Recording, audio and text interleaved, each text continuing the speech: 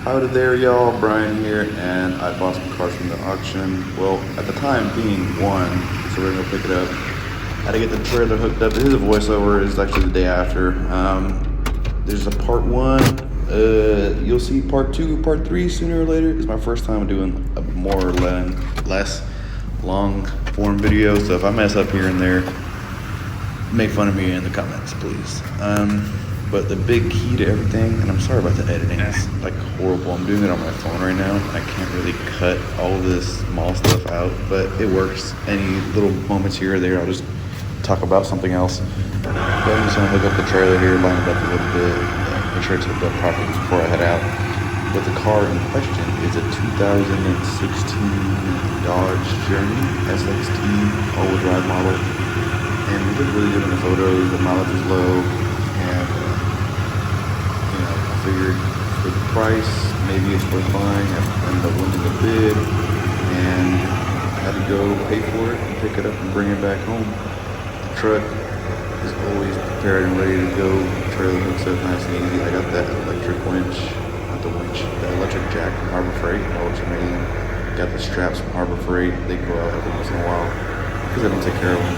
I used to really wrap them up, keep them nice and neat, but I use them so often, it just never really makes sense.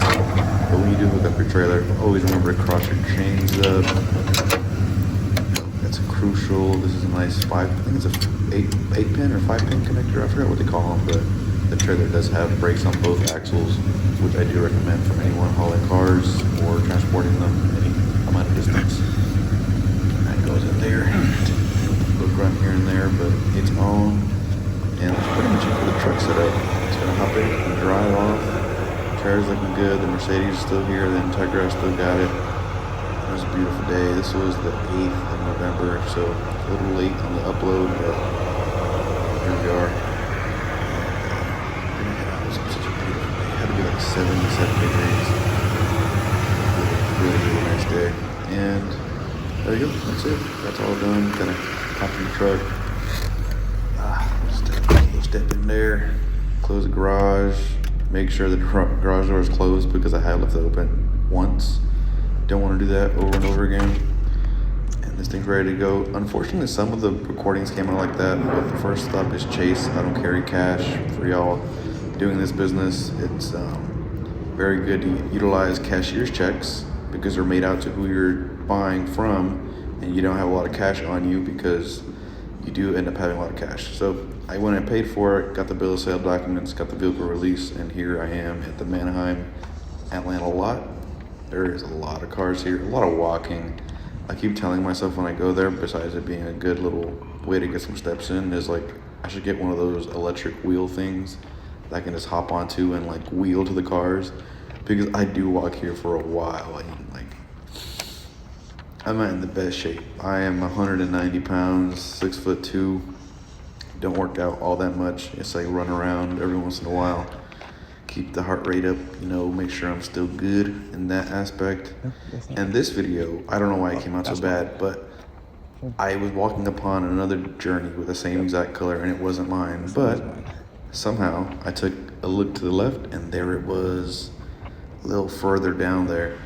These moments when I'm looking at these cars, you see them online, take a couple photos, maybe 10 seconds, 20 seconds at the most, and then you're bidding on these cars. So I didn't notice it had that damage in the front bumper.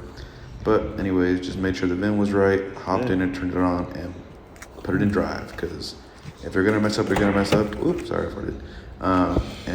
You just wanna know off the rip. This one turned on. Okay, typically that's a good sign. Nice startup, no big noises, though it's not always indicative of a good or bad car.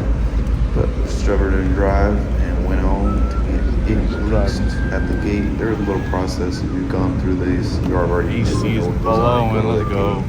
They don't want you pass to you. Show your ID, show the vehicle release, and sign some stuff. But once I got it out, took it on the road because my truck was at the main office and not the truck pickup. So we're just gonna drive there, just messing with some stuff, making sure everything worked. The AC was doing pretty good, the TV working good, radio working good, and I noticed here when I'm about to give it some gas, it takes me a while to get out there. There's a little bit of traffic, a good bit of flow.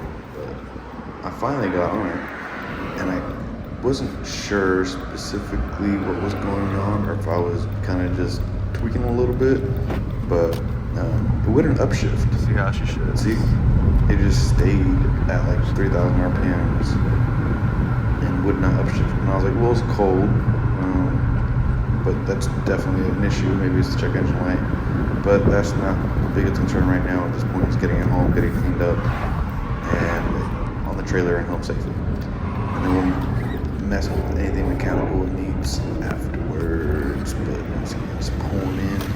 That's when I kind of realized, like, it didn't upshift.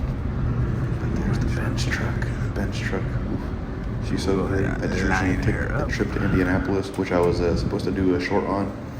But things didn't go too well, and it didn't work out, so that video is not going to happen. But, what was I going to say? Oh yeah, loading cars up. This is really easy. Every car is different, but luckily SUVs are much easier to load than little cars because they're not going to scrape, and typically you can go a little further back and still open the door. I have to contemplate getting the trailer fender on the driver's side cut and install hinges so I can remove it. I'm not exactly sure how I would do that yet, but I will need to look into that so that I'm more equipped to get in and out of cars easier in the future. And I just think it's a smarter thing to do. I don't know if I'm gonna do it or not. I know I should. It's just some cars get too close to the front winch and they can get damaged on the front bumper. I've been into a couple of my cars already. Not a fun thing to do. But again, for anyone doing this, keep in mind, I have a tow trailer, it's hydraulic, it has a winch, and all this good jazz. You do not need this stuff to flip cars. I may have said this in another video, but I used to Uber to go buy cars. I used to go rent a dolly to go buy cars. I used to ask for rides to go buy cars. So this is just more for comfort and convenience. I want to pull on ramps and just hit a button and go ahead and load up a car. Like, I'm just gonna hop in it and drive up, and then I'm good. Like, I don't need to pull out ramps, get on the ground, anything major. It's more a convenience thing than a necessity. And again, this thing just turned on. Did great. I can't complain. It was shifting a little hard. I'm not gonna cap. That is something that did happen. But we got there. Line it up somewhat, which I should have done to another car that I just recently bought, Chrysler 200. We'll see here soon.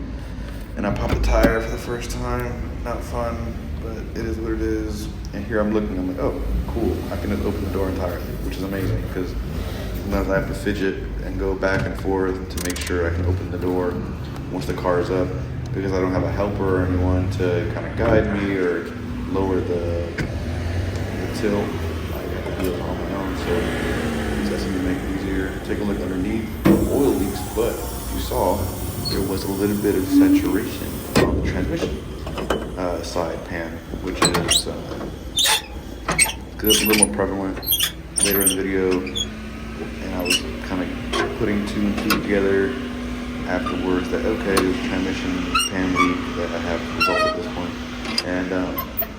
and it's shifting weirdly, or not shifting, it's hard shifting into reverse and park and drive, so that's something to consider. But once it's on the trailer, just gotta strap it down. That's really simple. You know, there's a lot of methods to it. There's a lot of ways to go about it. But put the car in park, put the e-brake, close the windows up if you can. And I like going through the lower control arms. That's what seems like the best for me. Oh yeah, had to get the key. Don't let the key stuck in a car. If you're transporting it or it's your own, I've never had to deal with locking the key in a car, knock on wood, but I bet it's not fun. And I was trying to get the zip tie. I was really trying to save the zip tie, and I was like, you know what, I'm gonna get the zip tie, it's a nice tie. And I got it to shift backwards because there's a little tab that retains it in place. But I ended up not being able to do it. And again, work smarter, not harder. In the moment, I could have kept my messing with it for another minute, and then give up here in like a couple seconds. I'm like, wait a minute, yank. Like, I have a lot of those little things. Don't need them. Boop, get the key, close the door, move on. That's just the way it has to go sometimes. Nice. And let me know if y'all like the voiceover or not. I can try and record audio when I'm actually recording, and it might be a little better. The voiceover, I'm not scripting the stuff. I'm just like reliving the moment, which was like a day or two ago, and kind of telling you my thoughts as I'm doing this. And again, I'm looking through my mess of straps, just trying to get them ready. I kind of just lay them out, prepare to, get under there. I try to do the back ones typically first. I'm not sure if I did it on this one first, but we shall see. I think I like doing the back ones first, because I like pulling the car more towards the back and then more towards the front. But I think I'm just laying out my straps, making sure I have enough.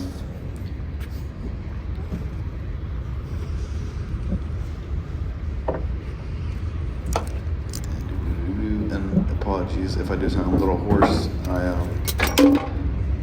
I went to Indianapolis, like I mentioned earlier. It's like a 7-hour drive there, pick up a car. It didn't pan out.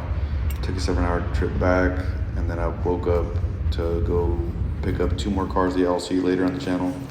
Another Passat, and then a Chrysler 200. So we'll see those cars later. Might be this form, might be the shorts. I don't know, the shorts are just more simple for my little brain. But again, the convenience of this trailer. I like this trailer so much. It's the greatest. Oh my goodness. I used to rent so many dollies.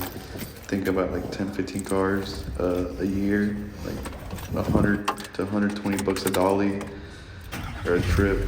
So this trailer has definitely paid itself off. I did have to put tires on it. I did put the electric jack on it. What else did I do? I put a new battery in it. That's about it. Just gotta get a Duramax.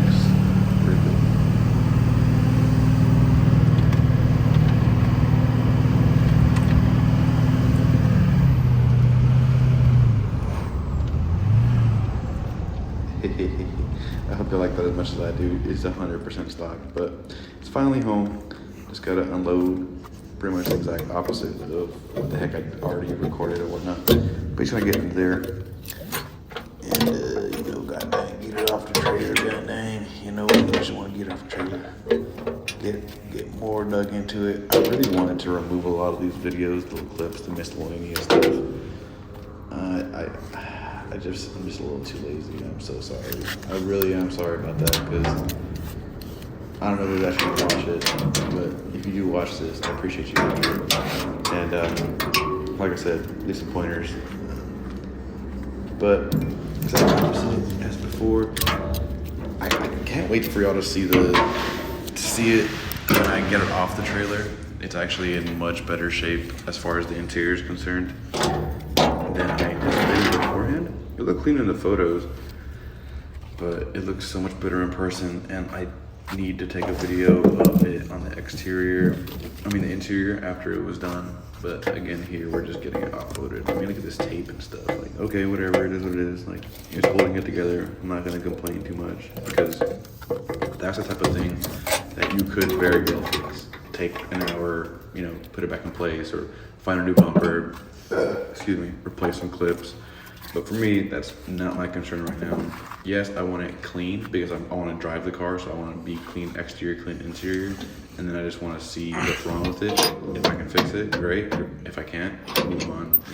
Obviously disclose what it has, what issue it has. But other than that, just getting it unloaded. This thing's always so tough, which is a good thing. I still want it loose, but. A lot of this is monotonous. I really want to hire like 2 people so they can help me. One person just like with me all the time to help me do everything, and then they'll essentially train the next guy essentially to do whatever. I don't know what y'all think about that, because I was thinking about I have 2 spare rooms in my house, and kind of just have it set up so where they can work for me, live with me, type of deal. I'm not sure if that's weird or not, but I'm not sure if it'd be a percentage, a commission-based pay, or just a daily or a weekly deal. But look at this. It makes it so much easier.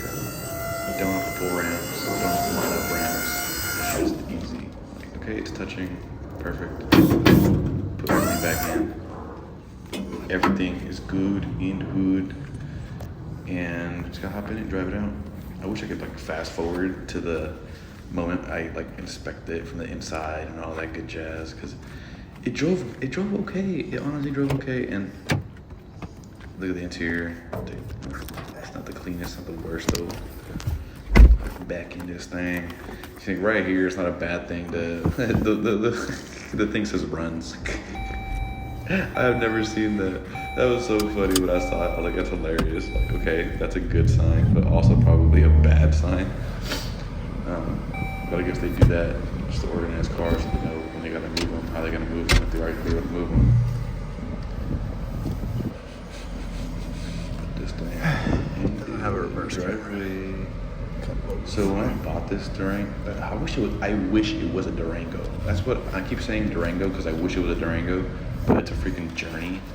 And anyhow, I thought this was the only car I bought that day. So I was like, all set, it's gonna be with this, all cool, everything's Gucci. I'm gonna put the trailer back, and I did put the trailer back. I'm not sure if I recorded that, but I should do a walk around with, let's see, my bushes. Those bushes are so annoying. Why the key fell.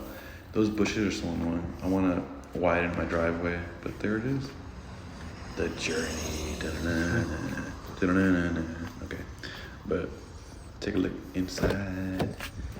A little dirty, nothing too bad, to be honest. With these auction cars, look what's inside. A little pair of keys, it's crazy. The back seats. I hope. Man, this is when I found out I had a third row. I was like, hold up, what? Oh, it's a third row. Let's go. I know that's some money. Is this a voiceover over a voiceover? Oh my gosh, I'm so sorry. Wild. Anyhow, thanks for watching. This is part one. I'm gonna clean it up in the next part if y'all want to watch that.